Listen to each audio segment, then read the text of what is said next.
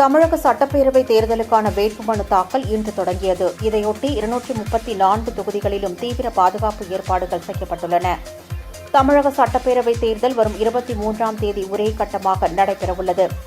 இத்தேர்தலில் 5.73 கோடி பேர் வாக்களிக்க உள்ளனர்.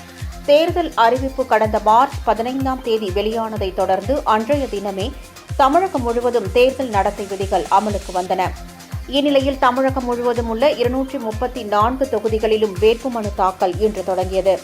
இதையொட்டி அனைத்து தொகுதிகளிலும் தேர்தல் நடத்தும் அலுவலர்களுக்கு அலுவலகங்கள் அமைக்கப்பட்டு தீவிர பாதுகாப்பு ஏற்பாடுகள் செய்யப்பட்டுள்ளன. அலுவலகத்தை சுற்றியுள்ள பகுதிகள் சிசிடிவி கேமரா கண்காணிப்பின் கீழ் கொண்டுவரப்பட்டுள்ளன. அரசியல் கட்சியினர் அங்கு கூட்டமாக வருவதை தடுக்க பல அடுக்கு தடுப்புகள் அமைக்கப்பட்டுள்ளன. அனைத்து தொகுதிகளிலும் காலை 11 முதல் மாலை 3 மணி வரை வேட்புமனு தாக்கல் நடைபெறும். ஏப்ரல் 6ஆம் தேதி வரை மனு தாக்கல் செய்ய அவகாசம் வழங்கப்பட்டுள்ளது. நாளை மகாவீர் ஜெயந்தி, ஏப்ரல் 1ஆம் தேதி வங்கி விடுமுறை, 3ஆம் தேதி புனித வெள்ளி, 5ஆம் தேதி ஞாயிற்றுக்கிழமை என 4 நாட்கள் விடுமுறை என்பதால் எஞ்சியுள்ள 4 நாட்கள் மட்டுமே மனு தாக்கல் செய்ய அவகாசம் உள்ளது என்பது குறிப்பிடத்தக்கது.